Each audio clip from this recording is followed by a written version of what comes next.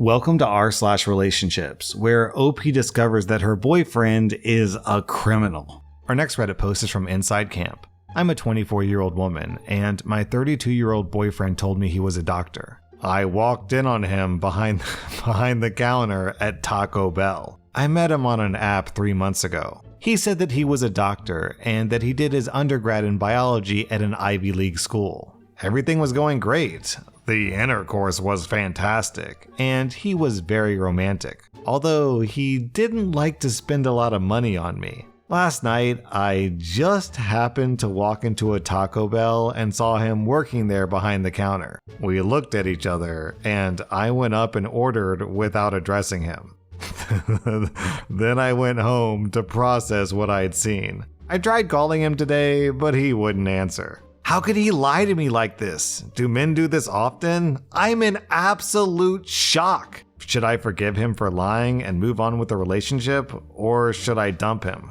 I'm not sure if I would have given him a chance if I knew that he worked at Taco Bell from the start, but I'm in love with him at this point. What do I do once I manage to talk to him again? Honestly, this is a tale as old as time. People lie to get into someone else's pants all the time, which doesn't make it okay, to be perfectly clear. It's just, oh jeez. I don't want to be too harsh to you, OP, because this could honestly happen to anyone. But you gotta learn trust, but verify. You know what I mean? I don't think working at Taco Bell is a deal breaker, but the lying is. The dude fabricated his whole life just to get you in bed, and it worked. So, good luck, OP. Then OP posted an update. I spoke to him again last night in person. He told me that he had originally started his profile as an experiment to see how putting a prestigious education and profession would affect his success on the app. He says it helped a lot. He really has a liberal arts degree from a less prestigious school and has only ever worked fast food. He told me that his original intention was never to actually date anyone while lying about his profession. He said that when I started talking to him on the app, he wanted to continue the experiment just to see if he could really convince me to meet him in person, since other girls who had agreed to meet him before when they knew his real job had flaked. Then the date went well, and he was afraid to tell me the truth. I told him that I forgive him, but I couldn't continue the relationship. I said that we could be friends with benefits, and he agreed. Then we just hung out like usual, and I still ended up sleeping over. So at this point, we're no longer officially in a relationship, but I'll continue to see him as a friend for now, as I consider looking for a new man to date. I'll now be more open to dating fast food workers and other low-income men who are honest about their jobs. I'm not sure if this is the update anyone was looking for, but it is what it is, so we're officially over, but not exactly. Well, I can't say I blame the girl. After all, the guy's an expert at stuffing tacos. Our next Reddit post is from Sad Pomegranate. I recently found out that my boyfriend of 2 years was arrested about 10 years ago after being accused of hitting his ex-girlfriend. When I first confronted him about it, he looked me in the eye and said he had no idea what I was talking about, that he'd never been in a courthouse for domestic violence. I told him that didn't make sense, and he kept insisting it never happened. But about 5 minutes into the conversation, he suddenly changed his story. He said that he had been arrested, but had completely forgotten about it. Then he explained his version of what happened, that his ex was crazy, made it all up, and that the case was eventually acquitted in courts. I listened, then called him out for lying at first. He swore again that he never hit her and that it was all false. I get that people have a past, though ideally not one involving accusations of domestic violence. But what really bothers me is the way he first denied it, then claimed he forgot about it entirely. How does someone forget about being arrested for something so serious? This just doesn't sit right with me. I asked to see the police report and the court records, not because I think he's lying outright, but because I want the full picture. Until that point, the conversation had been calm. But the moment I asked for the documents, he completely lost it. He said I should just believe him and move on. To be clear, I've never felt unsafe with him, and I told him that. I don't believe he would hurt me. But the way he reacted, the denial, the sudden change in story, the refusal to share documents, makes me feel like he's hiding something. But he's saying that if I don't trust him, we can't move forward. I know I could probably get the records myself, but if he won't be transparent with me, what does that say? Especially if I find something that contradicts what he told me. What would you do in this situation? Would you drop it, continue to ask him for the documents, or just try to get them yourself and see what it says? Down in the comments, we have this post from Anafixation. Hi, I was the crazy ex. Not in this exact scenario. He didn't hit me. He'd have these furious meltdowns and scream at me, and sometimes throw me out of the house. Over dumb stuff too. The first time he did it, I told him if he did it again, I was leaving. The second time he did it, I left. Then he started stalking me for years. It was scary. He had a way of explaining himself that made people second guess me. Even my mom didn't take me seriously until he asked her to help kidnap me. The entire reason I went to the police, documented his behavior, and went through with the court hearing, even though I was terrified, was for you. For someone like you. For the next girl. He was already with the next girl by the time of the trial. She was there at the trial. He told her and anyone who would listen that I was the crazy ex, even as he continued to stalk me. I hoped that she would see reason. She didn't, not then. She married him. They had multiple court cases. He eventually got custody of their kid, probably using the same manipulative tactics he used on me and my family. Don't you dare let this drop. Find out the truth, quietly, and be ready to run. The fact that he straight lied to your face without missing a beat is a huge red flag, and you know it. You know it in your gut. Listen to your gut. Yeah, this person gave an answer far more eloquent than I possibly could. But what stands out to me in this post is how someone can be so blinded by their own love and affection and relationship that they miss, honestly, the most obvious lie in human history. Hey, did you do X? No, I didn't do X. Well, here's this evidence that says you did X. Oh, that X. Yeah, I suddenly remember. I just forgot earlier. No, you didn't. It was obviously a lie. But OP is so wrapped up in her own emotions. I don't mean this to be negative to her. She's clearly going through it. But she's just so wrapped up that she can't see the very obvious red flags right in front of her face. So hopefully she gets out of that situation.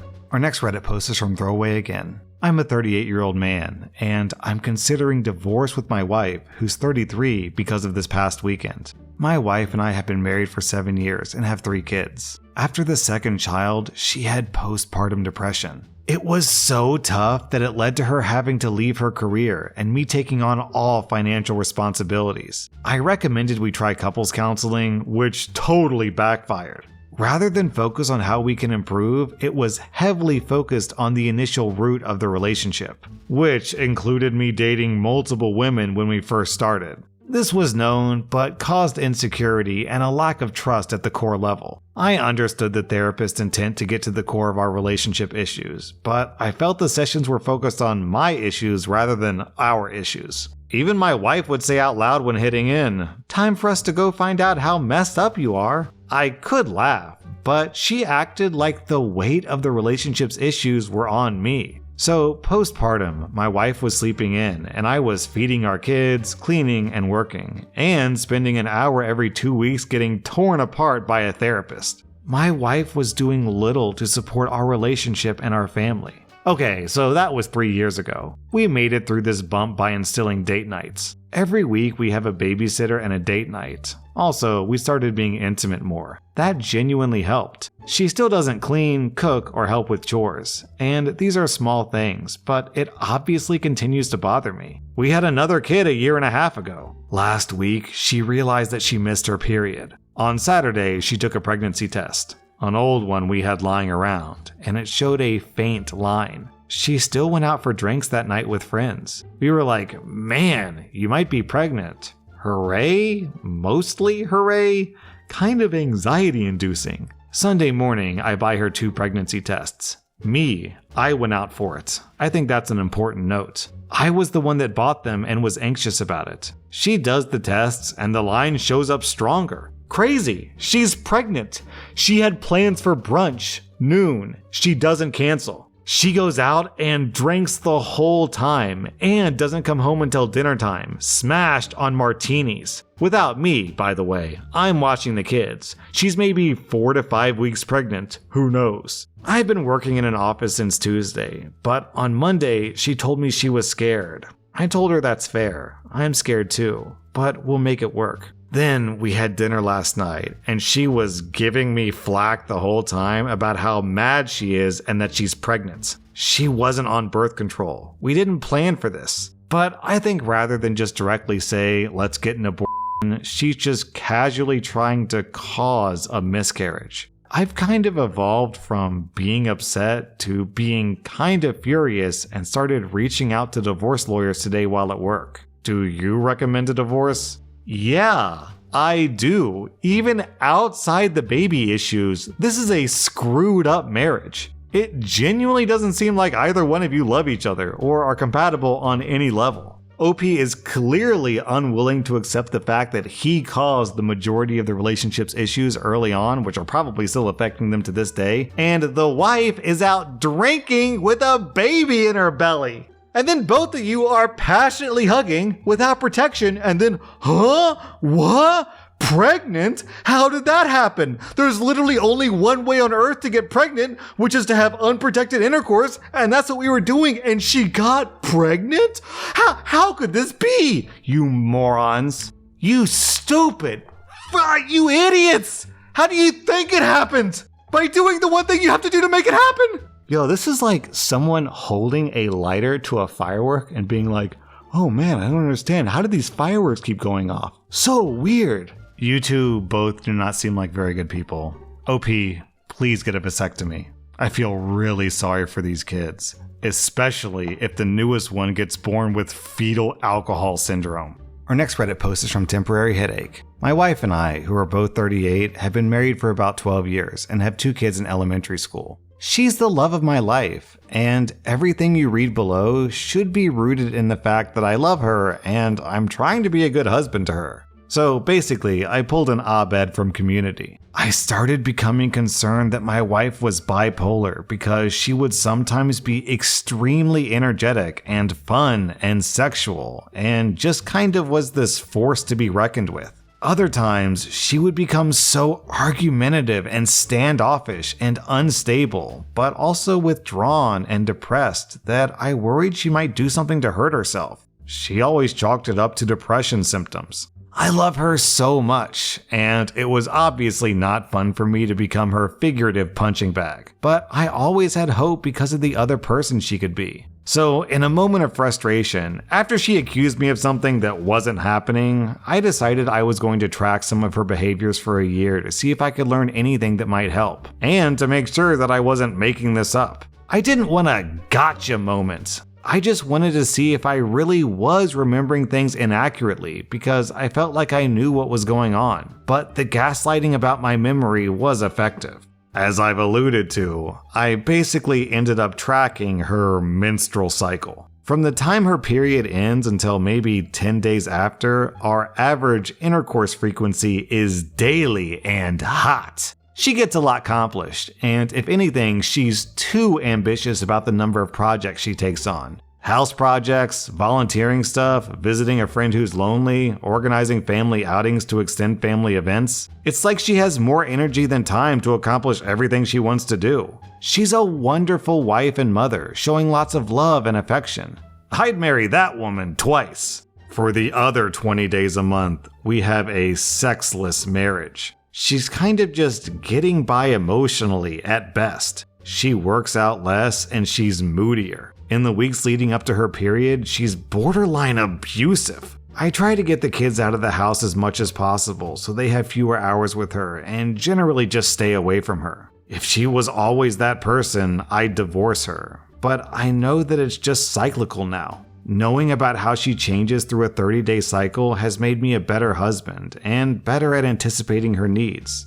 Although, like Abed, I think it would be creepy to explain how I got so much more thoughtful. So, I'm not the first guy to notice that his girlfriend or wife is harder to be around at certain times of the month, and I'm trying not to be a Neanderthal here. I've got some life experience, I've been in other serious relationships, and I'm a caring and loving husband. But this isn't normal. Her swings through the month are a much wider variance than what most people experience. Your average person seems to maintain who they are from week to week with just a little change up or down. But she's like 2 or 3 different human beings over the course of a cycle. Should I be worried about her health? If I should, is there a way to make these worries known without sounding like a psycho who tracked his wife's cycle? I do think it's gotten worse as we aged, and after she had our 2 kids. I wonder if becoming a mother led to some postpartum depression and some knock-on effects. But I've never heard of period onset bipolar disorder, which is what I feel like I'm experiencing.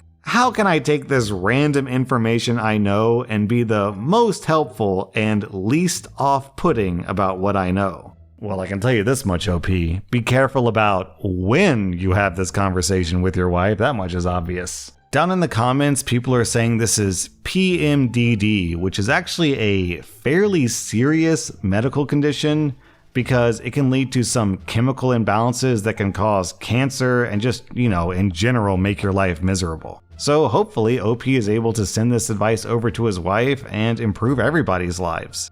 That was rSlash relationships, and if you like this content, check out my podcast where I publish the exact same episodes. Also, hit that subscribe button because I put out new Reddit videos every single day.